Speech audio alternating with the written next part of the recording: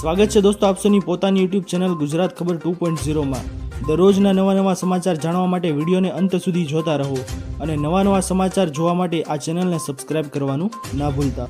તો દોસ્તો આજના સૌથી મોટા સમાચાર તમારી સામે આવી ગયા છે કે ભર શિયાળે માવઠું ભૂકા કાઢશે। દોસ્તો આજના સૌથી મોટા સમાચાર જાણીએ, જેમાંના પહેલા સમાચાર આવી ગયા છે કે અંબાલાલ પટેલનું કહેવું છે કે 22 ડિસેમ્બરથી 12 ફેબ્રુઆરી સુધી ઠંડી પડશે।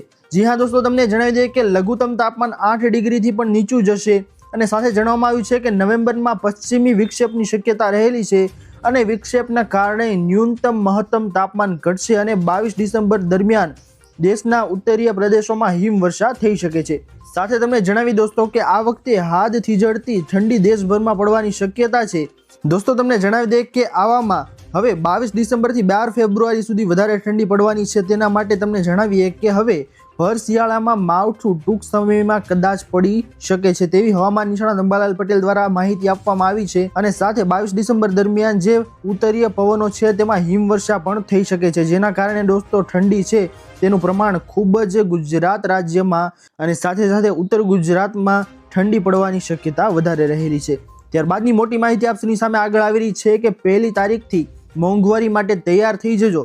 દોસ્તો જણાવી દઈએ તમને કે સરકારે જીએસટી ઘટાડ્યો અને દાવો કર્યો કે કિંમત સસ્તી થઈ ગઈ છે, પરંતુ જીએસટી ઘટાડાની અસર દેખાઈ રહી હતી અને ઘણી વસ્તુઓના ભાવમાં પણ ઘટાડો થયો હતો।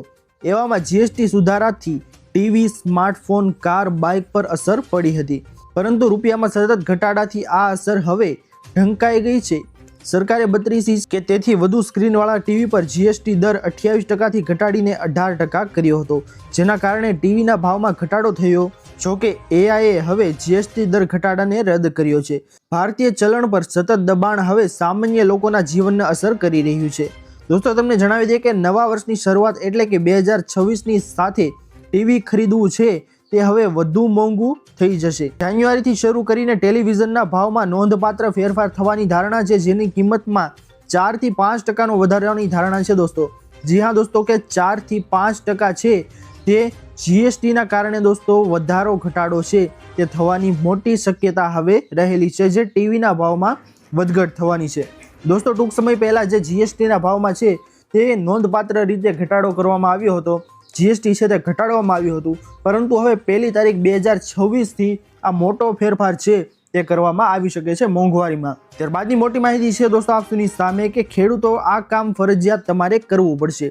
તો શું કામ છે તેના વિશે જણાવી દઈએ કે પ્રધાનમંત્રી કિસાન સન્માન નિધિ યોજના આગામી એટલે કે 22મા હપ્તાની લાભ વિના વિલંબ મેળવવા માટે કેન્દ્ર સરકાર દ્વારા ખેડૂત આઈડી ફાર્મર રજિસ્ટ્રી નોંધણી ફરજિયાત કરવામાં આવી છે।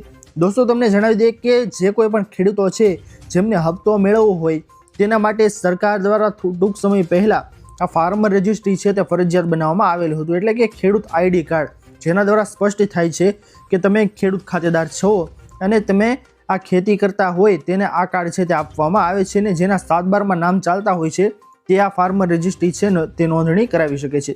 આવામાં તમને જણાવી દઈએ કે રાજ્યના જે ખેડૂતોએ હજુ સુધી ફાર્મર રજિસ્ટ્રી નોંધણી કરાવવાની બાકી હોય તેવા ખેડૂતોએ સત્વરે ખેડૂત આઈડીની નોંધણી છે તે કરાવવા ખેતી નિયામક કચેરી દ્વારા અનુરોધ કરવામાં આવ્યો છે। દોસ્તો આ કાર્ડ છે તે તમે કઢાવશો નહીં તો 2000ના હપ્તામાં લાભ મળશે નહીં, જેના વિશે આગળ તમને જણાવું તો રાજ્યમાં બાકી રહી ગયેલા ખેડૂતોએ સત્વરે ફાર્મર રજિસ્ટ્રી નોંધણી કરાવી શકે તે માટે અત્યારે ગ્રામીણ કક્ષાએ ઝુંબેશ સ્વરૂપે નોંધણી કરવામાં આવી રહી છે। ખેડૂત લાભાર્થીઓએ સત્વરે નોંધણી કરાવવા માટે ગામના તલાટી કમ મંત્રી અથવા તો ગ્રામ સેવકનો સંપર્ક કરવાનો રહેશે। જે કોઈ પણ ખેડૂતો છે તે 22મા હપ્તાનો લાભ લેવા માંગતા હોય દોસ્તો તે ખેડૂતો છે તે આવામાં જે ફાર્મર રજિસ્ટ્રી છે તે ફરજિયાતપણે કરાવી લે, જેના કારણે તેના ખાતામાં પણ હપ્તાની રકમ છે તે ટ્રાન્સફર થઈ શકે। ત્યારબાદની મોટી માહિતી દોસ્તો આપની સામે આવી રહી છે કે ગામડે રહેતા લોકોને 1 લાખ રૂપિયા જણાવી દે દોસ્તો તમને કે ગ્રામીણ વિકાસ માટેની જાહેરાત કરવામાં આવી છે, જેમાં ગામમાં પ્લોટ વિહોણા લાભાર્થીઓ માટે પ્લોટ ખરીદવા લાભાર્થી દીઠ 1 લાખ સુધીની સહાય આપવા માટે 30 કરોડની જોગવાઈ છે તે ગ્રામીણ વિસ્તારમાં વસતા ઘર વિહોણા પરિવારો માટે આશરે 2 લાખથી વધુ આવાસોનું નિર્માણ કરવા માટે 1795 કરોડની જોગવાઈ કરવામાં આવેલી છે। જી હા દોસ્તો તમને જણાવી દઈએ કે ગામડે વસતા લોકો છે જેમાંના જે કોઈ પણ છે તે પ્લોટ ખરીદવા લાભાર્થીને 1 લાખ રૂપિયાની સહાય છે તે આપવામાં આવે છે સરકાર દ્વારા। અને દોસ્તો આના ફોર્મ છે તે તમારે ભરવા માટે તમારા ગામના તલાટી મંત્રી છે તેમનો સંપર્ક કરવાનો રહેશે। જેમાં ફોર્મ ને વગેરે ભર્યા બાદ દોસ્તો જો તમે લાભાર્થી માટે યોગ્ય હશો, પાત્ર હશો, તો તમને 1 લાખ સુધીની સહાય છે તે મળવા પાત્ર થઈ જશે, જે પ્લોટ ખરીદવા માટે તમને મળશે દોસ્તો. તો ખાસ માહિતી આવી ગઈ છે તમામ લોકો માટે. તો જો તમે પણ લાભ લેવા માંગતા હોય તો અત્યારે જ તમારા તલાટી, મંત્રી અથવા તો ગ્રામ સેવકનો સંપર્ક જરૂરથી કરવો. ત્યારબાદની માહિતી દોસ્તો આપની સામે આગળ આવી રહી છે કે સહાય મળશે તો કામ કોણ કરશે. દોસ્તો સુપ્રીમ કોર્ટનો સૌથી મોટો ચુકાદો આવ્યો છે કે જણાવવામાં આવ્યું છે કે સુપ્રીમ કોર્ટે ચૂંટણી પહેલા મફત યોજનાઓ પર ભારે નારાજગી વ્યક્ત કરી છે. સુપ્રીમ કોર્ટના જણાવ્યા મુજબ કહેવાનું છે કે મફતના કારણે લોકો કામ કરવા તૈયાર નથી. જી હા દોસ્તો, બુધવારે શહેરી વિસ્તારોમાં બેઘર લોકો સંબંધિત કેસની સુનાવણી કોર્ટમાં ચાલી રહી હતી. આવામાં હાલમાં આ મામલાની સુનાવણી 6 અઠવાડિયા માટે મુલતવી રાખવામાં આવી ગઈ છે. આવામાં જસ્ટિસ ગોયલે જણાવ્યું હતું દોસ્તો કે દુર્ભાગ્યવશ મફત સુવિધાઓને કારણે લોકો છે તે કામ કરવા તૈયાર નથી. તેમને મફત રાશન મળી રહ્યું છે, તેમને કોઈ કામ કર્યા વિના પૈસા મળી રહ્યા છે, તો પછી કોઈ કામ શા માટે કરે.